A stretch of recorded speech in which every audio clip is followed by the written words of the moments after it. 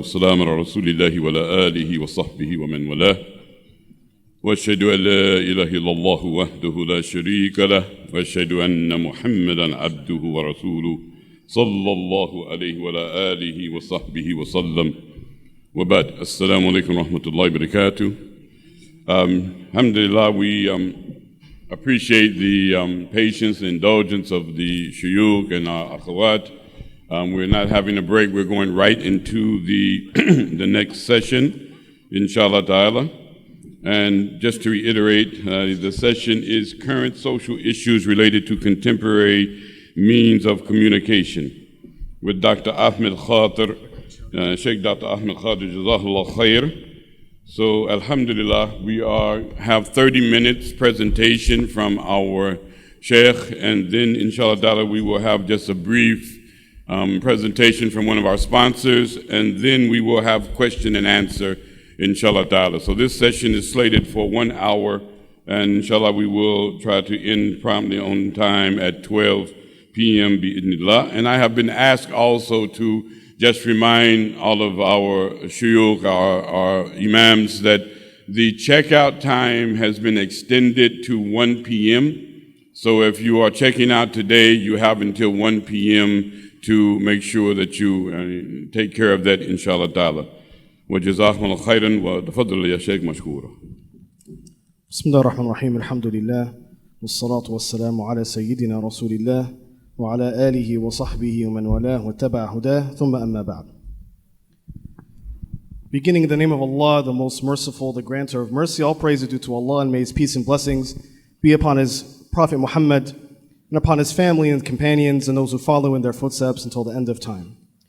To proceed, this presentation will summarize only a portion of 3 papers that were submitted on the topic of the uses of technology in family law, contemporary fiqh issues related to the usage of technology in family law. These papers covered many, many topics. I have only been asked to summarize and discuss 3 main points that were mentioned in these papers. Number 1, what is the ruling of executing a marriage contract via modern communication technology? Number 2, performing a divorce or khula via modern communication technology. And number 3, the ruling on having witnesses witness a marriage contract via modern communication technology.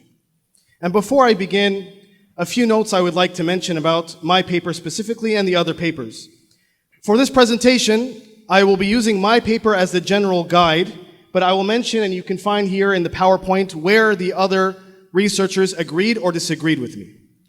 Also, for my paper specifically, the general methodology that I took was to do takhrij upon the 4 madhabs, looking at classical legal precedent only, without looking at what was written by modern scholars. And when I say without looking at, it doesn't mean I didn't look at it and research them, but what I mean is not mentioning them in the paper for 2 main reasons.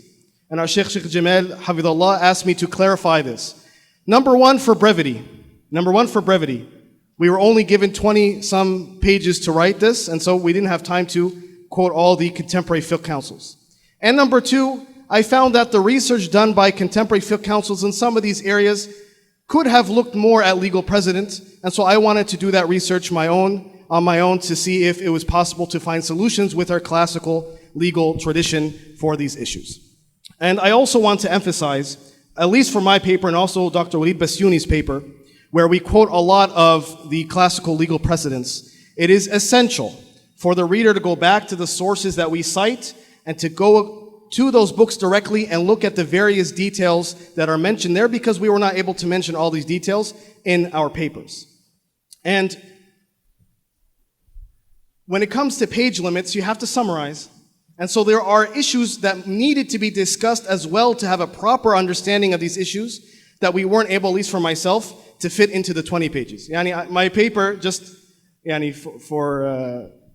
to be mentioned, it was over 100 pages. I was done. I was about to press send, and the admin told me you have to rewrite it down to 20 pages or so, 20-something pages. So, so I had to take out a lot of it and summarize a lot of it. So a lot of the masail that should have been discussed to come to a proper conclusion were not mentioned, but you can go back to the sources in the footnotes and you'll be able to find them, inshallah. طيب, let us begin. These are the three papers. First paper by Dr. Walid Basyouni, second paper by authored by myself, and the next paper, the third paper, written by Sheikh Mustafa Omar and Sheikh Omar Khan. May Allah bless all of them and grant them a long life upon obedience. Ameen. طيب. Paper summaries and comparisons. The first issue: conducting marriage contracts via email, text messaging, WhatsApp messaging, and the like. Now, what is usually done, the default for marriage contracts, is that they are conducted in the same gathering with all the parties present, and the offer and acceptance are exchanged without any delay or interruption. However, at times, the parties are not in the same physical gathering, and at times there will be a delay or an interruption between the offer and acceptance. So what is the ruling on this, especially when it occurs via technology? To derive a ruling for marriage contracts conducted via email messaging, we need to look for classical legal precedent related to this issue. And we do have that. Classical scholars have discussed these issues, the issue of separation and having delays and interruptions, based on the means of correspondence that was available during their time. And we're going to look, first of all, at what the fuqaha mentioned regarding conducting marriage contracts through writing and letters. This is the legal precedent we can use for conducting marriage contracts with emails and messaging and WhatsApp. So classical scholars discussed conducting marriage contracts through writing, either writing when both parties are present at the table, or when letters are sent between two parties that are separated and far apart. And they differed concerning the validity of marriages in these cases. And in general, the four madhabs found marriage contracts done by writing problematic in at least some of its forms. And they gave leniency to those who are mute. Now, the Malikis and the Shafi'is, they said that marriage via writing would not be valid. And the Shafi'is mentioned another opinion, where it would be valid if there are two witnesses for the oral offer that is then written down and sent, and when the written offer or the news of the offer reaches the other party, they would accept orally or write the acceptance, and they would have two witnesses present, and the Shafi'iyya differed. Must it be the same two witnesses they attended the offer or not? As for the Hanbalis, the relied upon position in their school is that marriage contracts conducted via writing are invalid. However, other positions mentioned in the school include that it would be valid, or another position that they would differentiate between the writing being done in the physical gathering as opposed to it being used when separated, with the latter being valid. And the reason for the Hanbalis differing over this and having more than one opinion on this is the narration of Imam Ahmad concerning marriages via a messenger, sending a messenger between the two parties. Abu Talib, he reports that Imam Ahmad, rahimahullah, was asked about a man whom a group of people came to and said, marry off your daughter to so-and-so. And so he said, I give to him in marriage for 1,000. The people then went back to the husband and informed him, and he said, I accept this marriage. So Imam Ahmad was asked, would this be a valid nikah? He said yes. So here there's a separation and delay between the offer and acceptance. This riwayah from Imam Ahmad caused a lot of discussion in the Hanbali madhab. So they differed how to interpret it, because the apparent meaning of this report is that he validated the contract even though the acceptance came after the contractual gathering. So are we to keep this narration upon its apparent meaning, or do we interpret it another way, as the Hanbalis did? Some said this is a case of agency, and some said this is a case of suspended marriage. And some said, no, we're going to say Imam Ahmad has two opinions on the meaning. In any case, you can go back to all the sources in the footnotes, and it mentions all of these opinions in details. As for the Hanafi madhab, the Hanafi said, and forgive me, we have some Hanafi ulama and shuyukh present, so any mistake I make, please correct me, inshallah. The Hanafi said that writing when the parties are present would not be valid. As for if they are separated, it would be allowed for one party to send the offer in written form to the other party. The other party would then have to read the offer out loud on behalf of the first party in the presence of two witnesses and then verbally accept. What is the tasweer of the mas'ala here? What is the conceptualization according to the Hanafis? Here, the second party would be an agent for the first party, pronounce the offer, and then they would pronounce their acceptance, with the witnesses hearing both the offer and the acceptance. So based on this legal precedent with marriage via writing, now we can do takhrij on marriage via modern classical or modern forms of technology and communication based on takhrij of classical modes of communication. So based on what we mentioned in the previous section from legal precedent, many of the scholars would not allow marriage contracts via emails, messaging, and the like due to their position on conducting marriages via writing. Now, we mentioned some positions that were lenient. So those who were lenient on conducting a marriage contract via letters and messengers would allow the same with modern emails and messaging with the conditions that we just summarized. Now, for those who did not allow this, why did they not allow it? They mentioned certain arguments. Number one, it is argued that marriage via writing is a form of implicit communication, and the witnesses would not know the intention of the parties in this way. And they said that writing is only allowed for the mute due to necessity in the Sharia, not for those who can communicate otherwise. In addition, they said there's a discontinuity between the offer and acceptance that would occur with emails and messages and so on that would affect the validity. Now, Shaykh al-Islam ibn Taymiyyah, rahimahullah ta'ala, he responds to all of these, the first three, and we're going to mention, we'll talk about the fourth argument later in the next section. He responds to most of these arguments in detail in his books. And in my paper, I summarize in like 5 pages his arguments and refutation of the points made not allowing this type of marriage contract. And Shaykh al-Islam, when he's talking about the maqasid of the Sharia when it comes to conducting contracts, whether financial contracts or marital contracts or others, he puts these comprehensive principles for contracts that refutes these arguments being made in his opinion. And so his conclusion, I'm not going to go through all this, no way, but you can go in your paper and see there's like 5 pages of Ibn Taymiyyah arguing against this. He concludes that marriage contracts go back to customs. How marriage contracts are conducted goes back to the urf. The usage of any language, any wording, or any action that customarily would be considered a marriage is allowed by him. And this is the position that we chose in this paper. And so, marriage with writing would be valid in our opinion, wallahu a'lam. Now we'll mention where some of our mashayikh agreed with us or disagreed with us. So here, myself and Dr. Walid, we both mentioned the opinions on writing and marriage. And I mentioned what opinions he mentioned and what opinions I mentioned. Dr. Walid, however, concluded that this would not be allowed due to the difficulty of verifying identities of the parties sending the messages. And he quotes modern fiqh councils that take this position. So Dr. Walid, hafidhahullah, al-ayn wal-ra's, he disagrees with us on this issue. And he says that he would not allow it because of the difficulty of identifying the correspondence. But I mentioned, however, as I mentioned, that it would be allowed. And for me, and the other mashayikh, the 2 Hanafi mashayikh, Sheikh Mustafa and Sheikh Omar, they mention this as well. For me, when we talk about what if there's some falsifying of documents, pretending to be someone else, deep fakes, faking the sound using technology, this is an issue kharij al-mas'ala right now. Right now we're looking at, is it allowed and valid in it of itself? في ذاته. In it of itself. Does marriage contracts being conducted, do marriage contracts when they are conducted with writing and in the modern communication, emails and so on, do they fulfill in and of themselves, irrespective of any outside factors that may come in later, in and of themselves, do they fulfill the pillars and conditions of a valid marriage contract? I say they do. As for these other issues that come in later, what if someone fakes this, what if someone does that, then we'll deal with those issues later on if they occur. But right now in my paper, I'm just looking at it in it of itself. Would it be valid or not? Does it fulfill the requirements?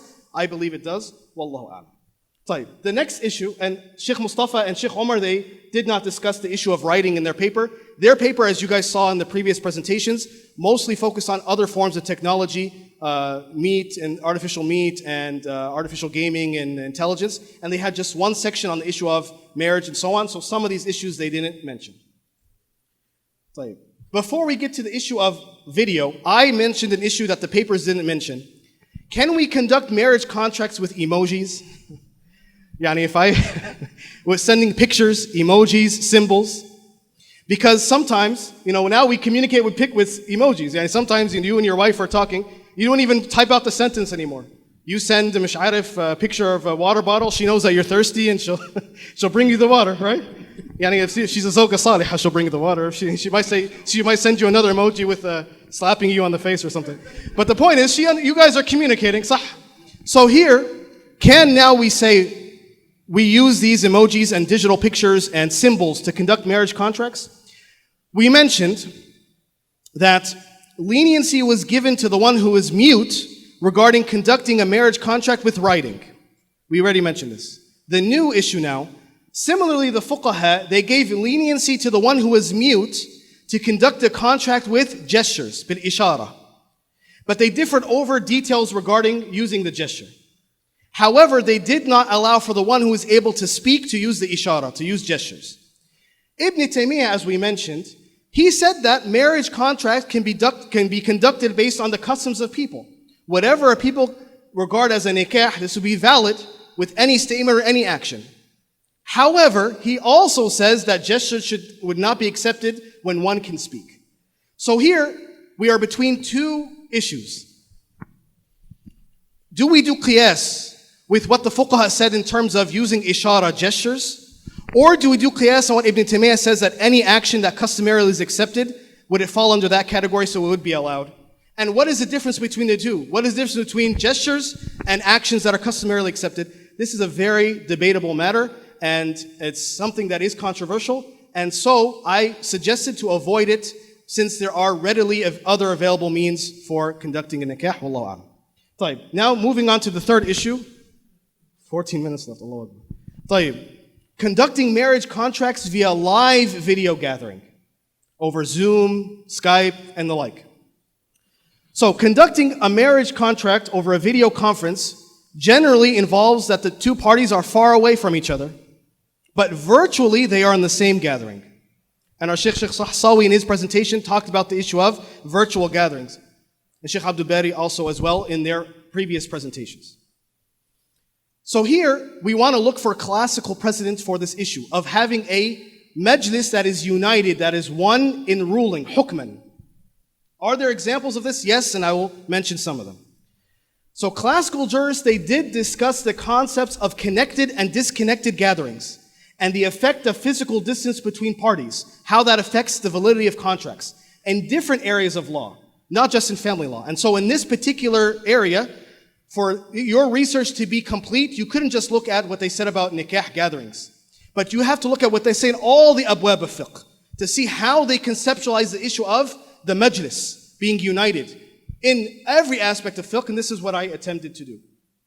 So here, the fuqaha, they gave us some issues of legal precedents we can use. Number one, they talked about how do we define a connected and disconnected gathering.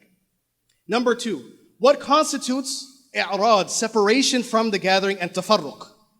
Number three, what effect does pausing between the offer and acceptance have? And number four, when can the offer and acceptance have a delay between them and still be considered connected in ruling? We're going to take these points one by one if we're able to, inshallah, and mention some classical legal precedent that can help us do takhrij for this issue. Number one, as for discussing connected gatherings, scholars did discuss various scenarios that are related to the technology we use in question here. And these scenarios involve far distances between people, like in our case here.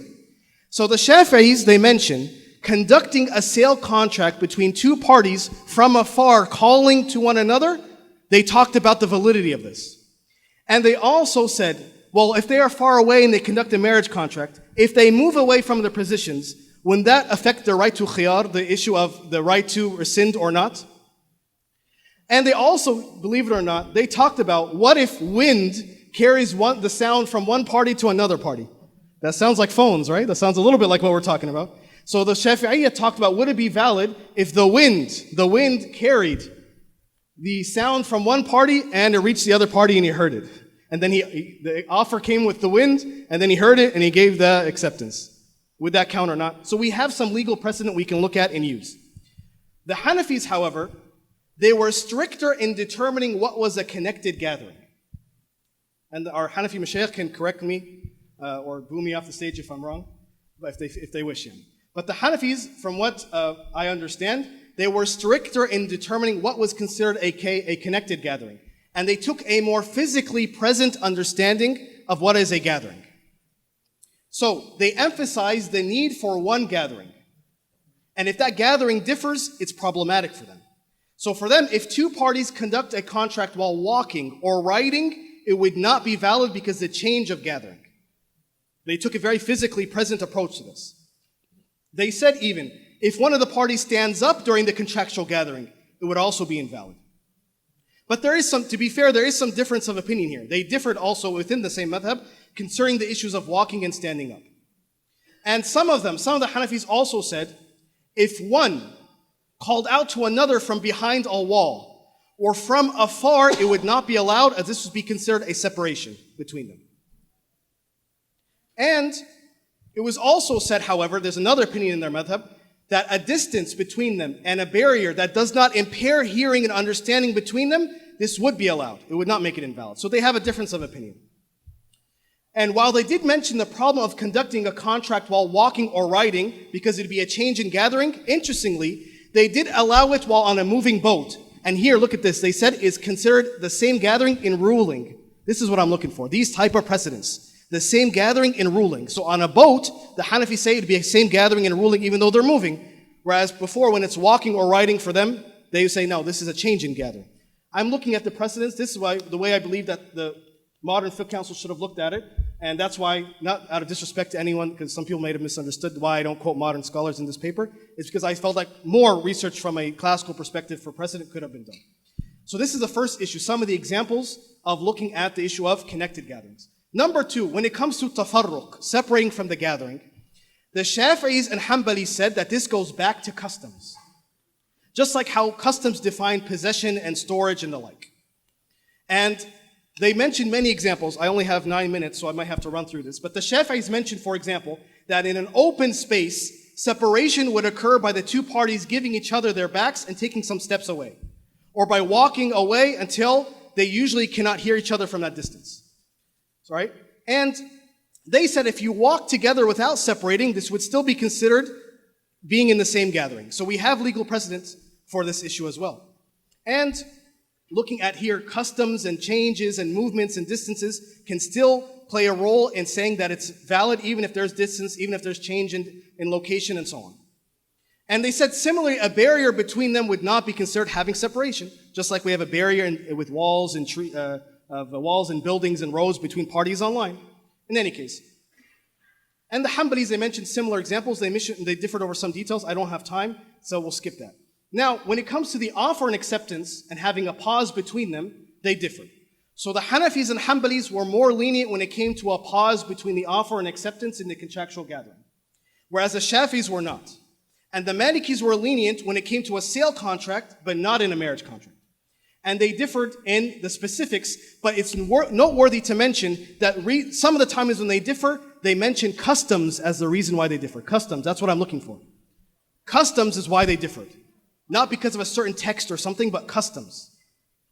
And it's also noteworthy to mention, even those who were strict on this issue, they mentioned exceptions where it would be allowed to have a delay between the offer and acceptance. And there are even opinions that are present in classical literature that would allow for an acceptance to come after the contractual gathering. So in any case, we have a lot of legal precedent to help us do takhrij on this issue.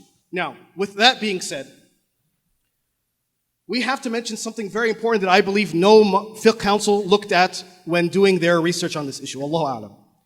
And that is the issue that sight and hearing via modern technology is like sight and hearing in real life. This is what they assumed.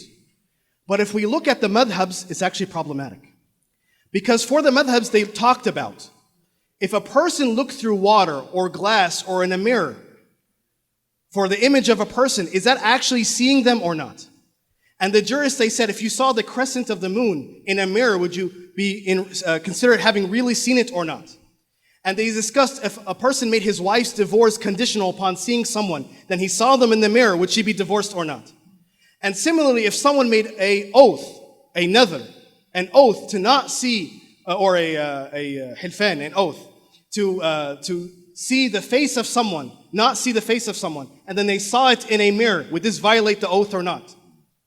And they said, like that, for the Hanafi specifically, if looking at the private part of a woman in a mirror, that make her impermissible for you to marry or not? And they discussed many issues regarding similar issues on this issue. And many of the fuqaha said that looking in a mirror or looking at a reflection, even though a mirror is a reflection of light, like our sight, it's the closest thing to our sight. They said it's not real ru'ya haqiqatan. They said it's not a real seeing. Not a real seeing. So what would you think they would say if they did takhrij, if we said we're looking at images and pixels, not even reflection of light in a screen, images and pixels? Would they consider that to be a real ru'ya? This definitely would be problematic for them. Similarly, audio messages. Do you think they would say that listening to over the phone is listening to them haqiqatan? Let's look at what a phone actually does. How does it work? A phone turns one voice, someone's voice, from sound waves into digital data, which is then sent to the other party and converted into sound waves again. The sound the other party is hearing is not your actual voice, but rather it's a recreation of your voice. So this is actually closer to the mas'ala of sending a message to the other party that has to be translated or decoded with a messenger, not actually hearing them. So no doubt if we did takhrij literally upon the furu'a of the madhahib, we'd have a problem. And so here I left in madhahib. Here I went with maqasid al-sharia. And I said here, what is the maqsad of the sharia in terms of contracts, how to be conducted? What the sharia looks at is that there is some sort of connection between the two parties so that they connect between the offer and acceptance in a means that they are pleased with to conduct their transaction. And everyone in the world today considers them being in a virtual gathering on Zoom as if they were actually seeing the person and hearing the person.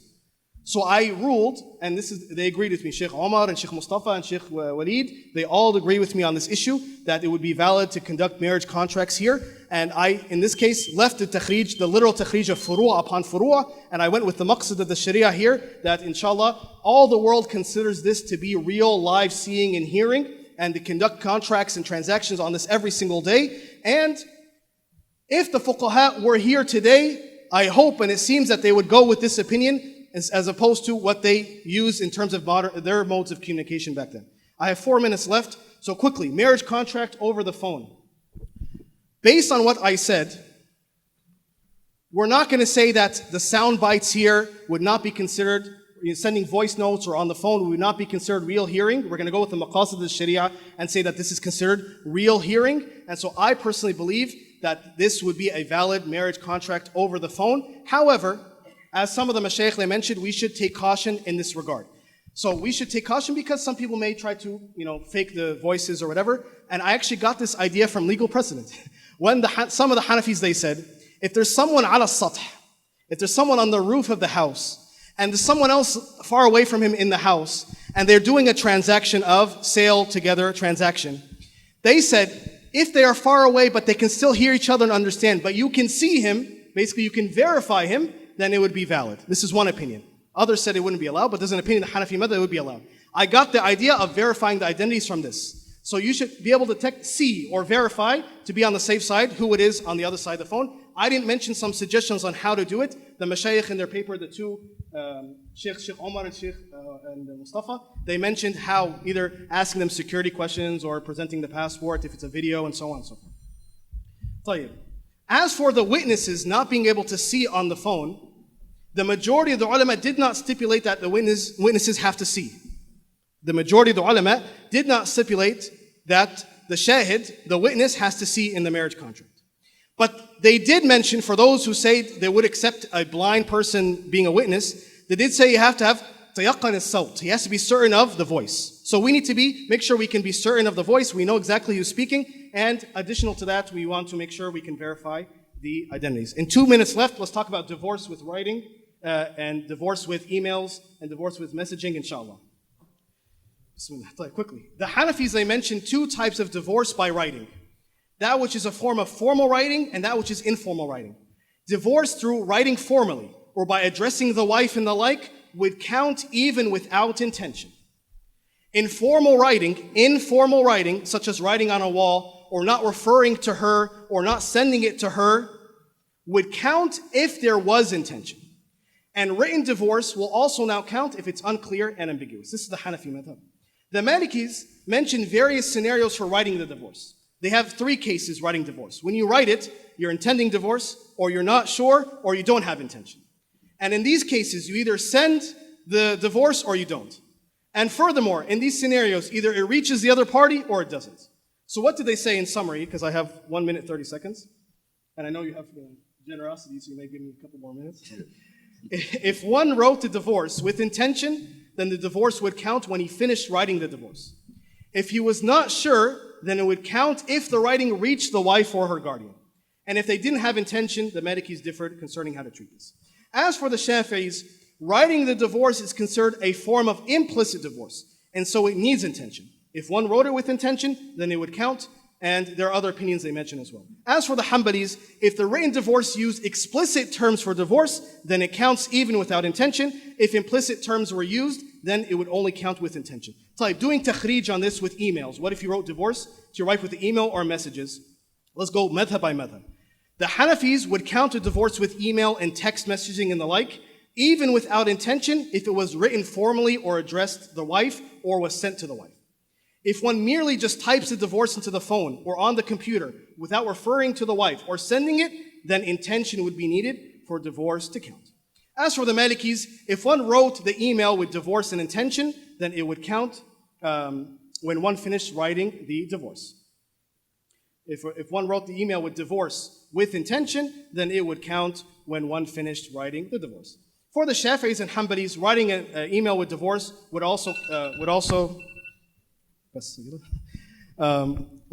writing an email with divorce could also count by merely writing based on the details we mentioned before. Finally, the last section, and divorce by writing here, the issue was not discussed by Sheikh Mustafa and Sheikh Omar, and here Sheikh Walid, he mentions the same opinions basically that I mentioned, and he agreed that it would count, but he emphasized establishing that the husband wrote it, and I also said it would count as well. And the last section is doing khula on online gathering. You guys can review it, inshallah. There's a lot of details. Is khula considered an oath from the husband or a contract of exchange for the wife, or they both are the same scenario? Is it considered an annulment? Is it considered a divorce? All of this is discussed, and based on this, do we need united majlis for a khula, or can there be separation in the khula? You can read the paper, inshallah. And here, they also agreed with me at the end that khula could occur. The Mashaykh agreed with me also that khula would count on an online gathering. هذا وصلى الله على سيدنا محمد وعلى آله وصحبه أجمعين. جزاك الله خيرا ما شاء الله. ما شاء الله تبارك الله. Jazakallah khair, Sheikh Ahmed, Dr. Ahmed, mashallah. And very appreciative of his respect for the time. Alhamdulillah. Now, I was told that we have a sponsor, inshallah ta'ala, for just a few minutes, inshallah ta'ala. I'll move right into the questions. I'm going to request that you keep your questions on the topic that has just been discussed, and you keep them to a maximum of 90 seconds expressing your question. And inshallah ta'ala, we will try to field as many as we can in the remaining time, inshallah. So again, I think we just have the one mic ready. So inshallah, let's begin from the mic on my right. Assalamu alaikum wa rahmatullah. Fadil Sheikh Ahmad Khater. I love you, man, for the sake of Allah. Just wanted to say it.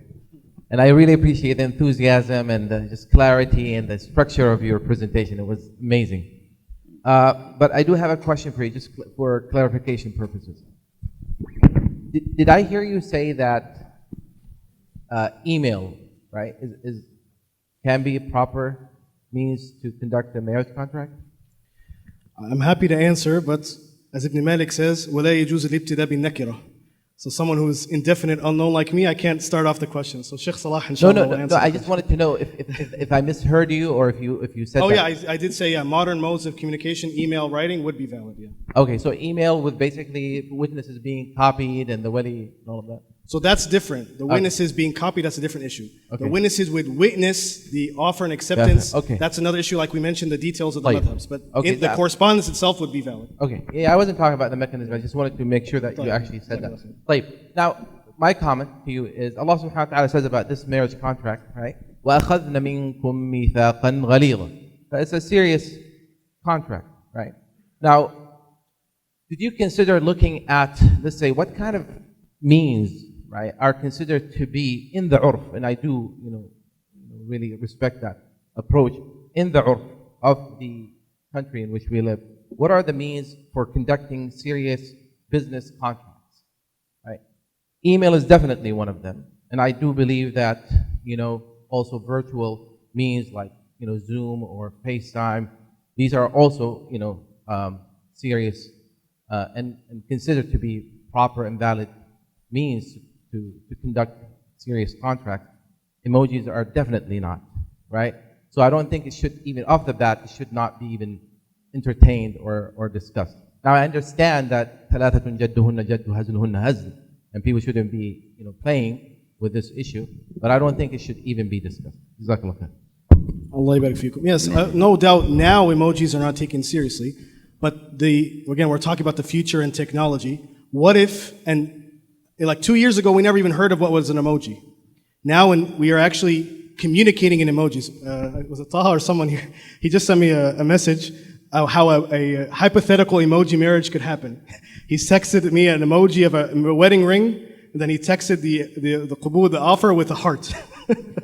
Right, and I just saw it, I was laughing. In any case, no doubt nowadays we don't use emojis for serious contracts. But what if, what if one day this is a serious mode of using symbols? I didn't mean emoji, just specifically emoji. That's why I said digital images, symbols online, and emojis would enter into that. What if we reached a point, oh, there you are. What if we reached a point where we actually communicate in digital images, and now you go and you scan the barcode, no writing, nothing. What if we actually have some sort of approach like that in the future? That's what I was just entertaining. And in the end, like I said it shouldn't be done. But I didn't say, obviously now this is something. But what if in the future, this becomes a serious mode of communication? Would it fall under what the fuqaha say that ishara, marriage with ishara is not allowed, only for the mute? Or would it fall under what is considered any action that the customs of the people consider to be marriage, as Ibn Taymiyyah mentioned? And is there a difference between the two? What's the difference between an action that's accepted and an ishara? This needs further debate and discussion, and that's why I said we should refrain from it. So as for your second question about, have I looked into what means we use today? I stopped at the fiqh portion. To be honest, I didn't look into all the different technological means people use. That's for our tech experts here, inshallah. For me, just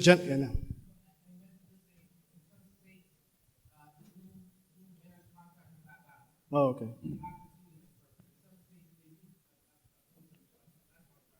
That's fine. I'm just looking right now theoretically from a fiqh perspective. That's what I was looking at. Okay, inshallah. So let's. I didn't look at state by state law, to be honest. No, Inshallah, let's go to the to another question. Inshallah, we have one question again, and then we'll see from the akhawat. السلام عليكم ورحمة الله وبركاته. First of all, جزاك الله خير على المحاضرة والتقديم الطيب. Allah subhanahu wa ta'ala bless you. As you know, the documentation of the marriage, توثيق الزواج, is extremely important.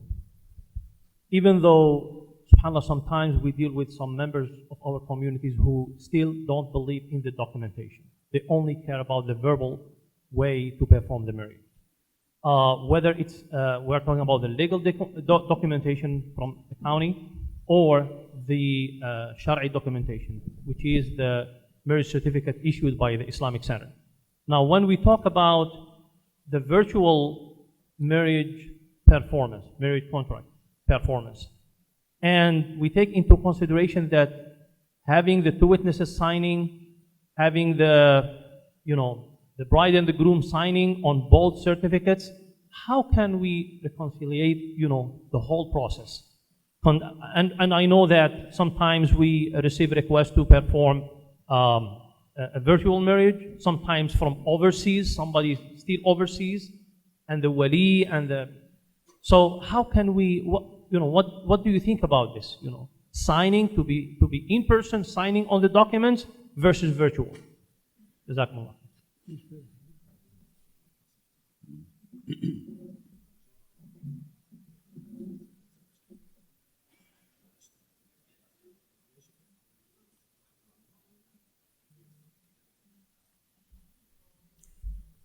بسم الله الرحمن الرحيم. الحمد لله والصلاة والسلام على رسول الله. الزواج عقد، إيجاب وقبول. إيجاب من ولي الزوجة أو من ينيبه، وقبول من الزوج أو من ينيبه. مهما تحدثنا في تفصيلات حول انعقاد هذا العقد بالكتابة أو بالإشارة أو بالأشكال الجميلة الموحية، لكن يبقى في النهاية هذا يعكس جمال الفقه ويعكس جمال الشريعة في عرضها لمثل هذه التفصيلات. لكن من الناحية العملية ينبغي أن ندرك جميعا أن مبنى هذا العقد على الاحتياط، وفي التوكيل من الغائب غنية عن هذا كله. يأتينا أحيانا أو تأتينا امرأة تريد أن تتزوج ولا ولي لها حاضر في نفس المكان. أين يا بنيتي وليك؟ تقول هو في بلاد بعيدة، هو في المغرب، هو في أوروبا، هو في كذا. وأن له بالتذاكر والتأشيرات ومصروفات السفر والإقامة. الأمر يا بنيتي أيسر من هذا. مكالمة هاتفية نتصل به، نقول له تقدمت إلينا ابنتك تريد أن نزوجها، فهل توكلنا في تزويجها؟ إن قال نعم فقد قضي الأمر. مكالمة لا تستغرق دقيقة، وهي الآن مجانية عبر وسائل التواصل، عبر الفيس تايم والفايبر وكل وسائل التواصل. يسرت أمر التواصل عن بعد وجعلته بلا مقابل. فأنا أرجو أن نخرج من هذا بأن مبنى الزواج على الاحتياط، الجمال الفقهي والتفصيل الجميل هذا في العبارة والإشارة والموحية وكذا، هذا لكي تختزنه ذاكرتنا. أما عند التطبيق العملي ما لم نلجأ إليه وما لم نكن في حالة حرج تحوجنا إليه، فينبغي أن ندرك أن مبنى الزواج على الاحتياط، وأن في التوكيل من الغائب غنية عن هذه البدائل كلها. بارك الله فيك. هذه مقدمة. النقطة الثانية، أحسن الله إليكم جميعا، أن توثيق الزواج مهم. توثيق الزواج مهم جدا، لكنه ليس شرطا في صحته. لم يقل أحد إن توثيق الزواج كتابة شرط في صحته. العقد إيجاب وقبول. متى قال ولي الزوجة للزوج زوجتك، ومتى قال الزوج قبلت، كان هذا في حضرة اثنين من الشهود فقد قضي الأمر. لكن يبقى أن التوثيق أمر مهم جدا، منعا للتنازع وقطعا للتجاحد عند التنازع. وكم من قضايا ومآسي عرضت علينا بسبب عدم التوثيق، ووقفت الزوجة عاجزة عن استخلاص حقوقها من زوجها الناشز. وفي المحاكم في بلادنا يقولون لا تسمع دعوى الزواج العرفي أمام المحاكم إلا في قضية إثبات النسب. يعني إذا جاءت امرأة تقول للقاضي في بلادنا فلان تزوجني وأبى أن يطلقني، يقول لها وأين ما يثبت أنه تزوجك؟ يقول له تزوجني لفظا. يقول لها لم يثبت عندي زواجك حتى أسعى في تطليقك منه. فدعوى الزواج العرفي لا تسمع أمام القضاء في بلادنا إلا في دعوى إثبات النسب. لو ياد قالت لقد تزوجني عرفا وحملت منه وجحد نسب ولدي، في هذه الحالة ينظر القاضي في دعوى إثبات النسب، رغم أن الزواج عرفي ولم يوثق. من أجل هذا أحبتي في الله نؤكد أن الزواج الشفوي زواج صحيح، وأن الطلاق الشفوي طلاق صحيح، لكن ينبغي توثيق ذلك في زمن رق فيه الدين وضعفت فيه الذمم. ينبغي توثيق هذا منعا للتجاحد عند التنازع، لكن لا نقول أبدا إنه شرط في صحة الزواج أو شرط في صحة الطلاق. Jazakallah khair, Sheikh. So we have from the sisters. Do we have any question from the sisters? Tfaddal. Assalamu alaikum. I don't know how to phrase it as a question. I will just put my thought and hope that it helps. I was thinking when you were talking about confirming the visual and voice of a person when conducting a marriage contract on video. During COVID, we all saw this court meeting where there was a judge and a few lawyers, and one of the lawyers had a filter of the cat, and even his voice was altered. And he kept saying, I guarantee it's me, I guarantee it's me. So following what you said, this wouldn't be valid, like a valid marriage contract if one of the parties had a filter that changed the way that their face or their voice shows. And also, even if we go a little bit more extreme, what if the bride or the groom are wearing a filter where the color of the skin or the color of the eye or the shape of the nose is altered?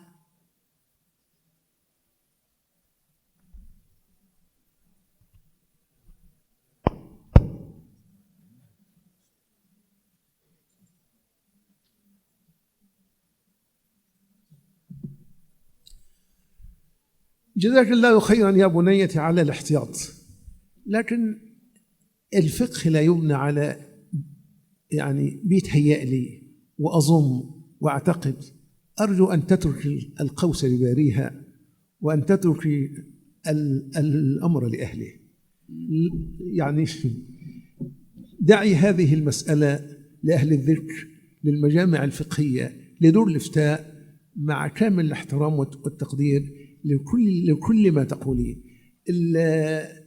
يعني عندما تحدث الفقهاء عن إجراء الزواج عبر وسائل التواصل الاجتماعي أكدوا قالوا بعد الاستيثاق والتأكد من مسألة الصوت وعدم تقليده ونحوه، وفضلوا أن يكون هذا عبر الوسائل التي تمكن من التواصل صوتا وصورة من الجانبين. أنا فقط بأكد على المقدمة، ونحن في ملتقى فقهي وفي مجمع فقهي.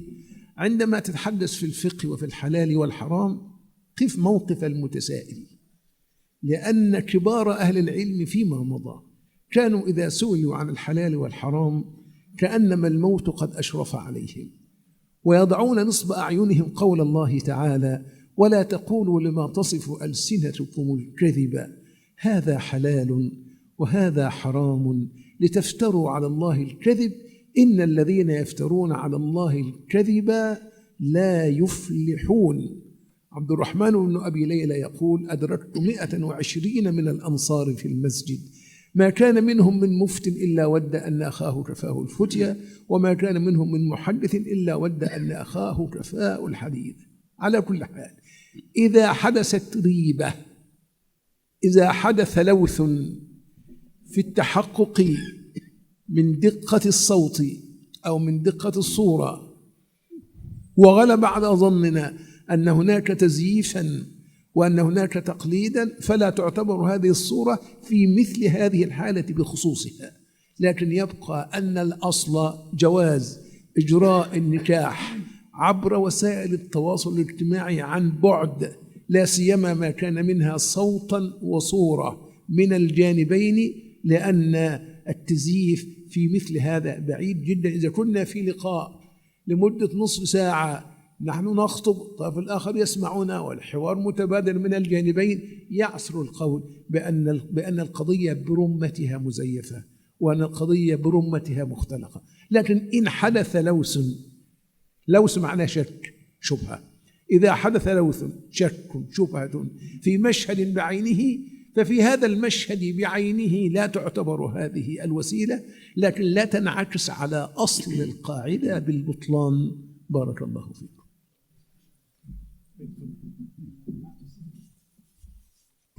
After getting permission from our Sheikh, just to mention a comment, as I mentioned, I only spoke about the first part of my paper because that's what was assigned to me. If you all would be so kind to go to the second part of my paper, when there's a section on the issue of women posting their pictures online for marriage and so on and so forth, where I talk about the issue of blocking the means, and I spoke in detail according to the fuqaha and the usuliyun, what are the different levels of means, when do we block the means, when do we not block the means. And so, just as Sheikh mentioned, in this case, it would be, if it's something that is rare and so on, look at where that would fall in that spectrum, and if we really would forbid all these marriages online because of this possibility. And if at one point it does come to where it's actually a real threat, and by going back to security, IT experts, and they tell us don't do it anymore, then the ruling will change based on what the usuliyun said, and I documented in my paper on blocking the means. But as of now, The fuqaha, when they spoke about these issues, they didn't say it is haram because it's possible to be, tricked and so on. In and of itself, assuming that we all know each other, does it fulfill the pillars and conditions of a marriage? We say yes, that's the crux of the matter. If an external factor comes in, then we'll deal with it. The fuqaha, they talked about even. These scenarios were talked about classically. Let's say I propose to a woman and they agreed to it, and then at the marriage contract, they marry me another girl, even though I thought it was the same girl we agreed on. They said this is invalid. This type of tricking, the fuqaha talked about it. If it occurs, we'll deal with it with the rulings our fuqaha mentioned. But how often does someone really want to impersonate Taha or Abdullah? Who really is that desperate to impersonate some random person? And especially as the Sheikh mentioned, it's going to be very hard to impersonate when there's a discussion and you're asking questions. It's not just a recording. There's no doubt you're going to figure it out. If it comes to the point where, the IT technology can answer everything and it's widespread, then we'll block the means based on what I mentioned in the end of my paper. Wallahu a'lam.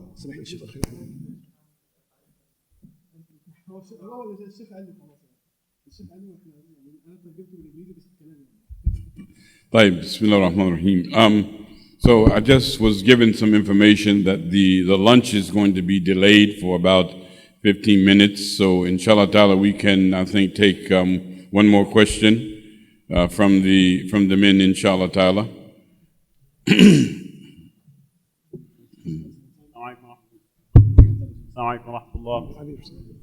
My name is Amin Mallah. I'm a student at Qalam Institute.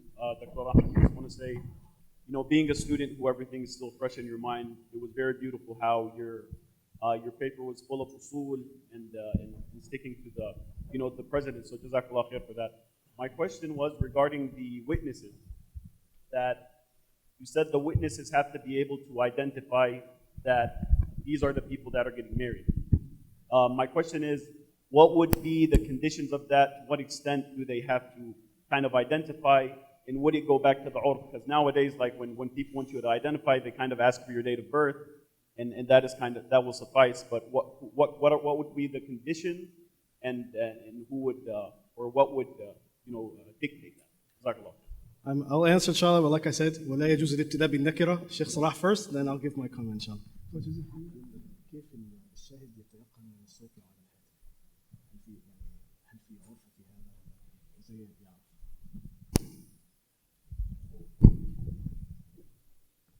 وسائل التيقن من دقة نسبة الصوت إلى الشاهد أو نسبة الصوت إلى أطراف العقد، هذه مسألة عملية يرجع فيها إلى الخبراء، لا تسأل فيها فقيها، سل بها خبيرا. فأهل التخصص وأهل الخبرة في هذا الشأن هم أولى بالجواب عن هذه النقطة.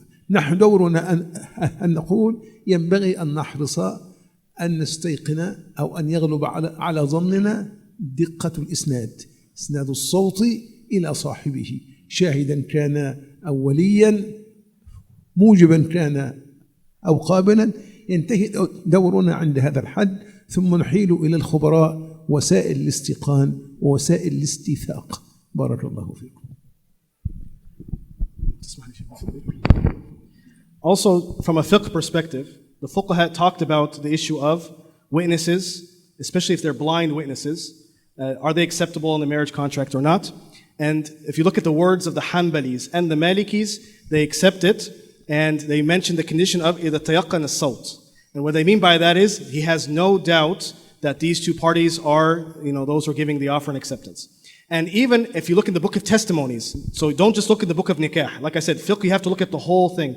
In the book of testimonies, they even mention the possibility, even if you don't know his name, or his father's name, or his lineage, but he's someone that you do business with a lot, you meet a lot, and the blind witness can know him from his voice, even if he doesn't know his name, that's good enough. So as long as you are able, everyone knows their mother's voice, their father's voice, you ask them questions that only they would know, you, inshallah, will have no problem having certainty about that person. And the Shafi'is are the ones that have the problem with the witnesses, and the Hanafis, inshallah, according to the rely upon position, even though they do have a problem with people being blind and witnesses in nikah, as mentioned in their relied upon books, they would allow it as well. And so the majority would allow it. If the Hanafis disagree with me, they can tell me, but based on what my understanding, in nikah they would allow it, even though they do have a general problem with blind witnesses in general. So the majority would allow it, and like I said, the Malikis, Hanafis specifically, Malikis and Hanbalis specifically mention being certain of the voice, even if they don't know the name, and that's very possible. As some of the Mashaykh, Sheikh Omar and Sheikh Mustafa mentioned, you can ask certain security questions, etc. Wallahu a'lam. So inshallah ta'ala, brothers and sisters, we have come to the end of this session. We went over a little bit because the lunch is delayed, but we don't want to impose upon the shuyukh. We do have another, I recognize we have a question here. We'll leave it here for the part 2 from the sisters. There's a part 2 to this discussion, and then there's open discussion later in the day. So I've also been asked to let you know that the books with the papers are on sale for $25 if you would like an extra one. Inshallah ta'ala, and also the certificates for participation in this conference are also available now. And inshallah ta'ala, the lunch should be ready in about 10 minutes. ونسأل الله التوفيق والعافية وجزاكم الله خيرا وبارك الله فيكم سبحان الله وبحمده سبحانك اللهم وبحمدك نشهد أن لا إله إلا أنت نستغفره ونتوب إليك أعوذ بالله من الشيطان الرجيم بسم الله الرحمن الرحيم والعصر إن الإنسان لفي خسر إلا الذين آمنوا وعملوا الصالحات وتواصوا بالحق وتواصوا بالصبر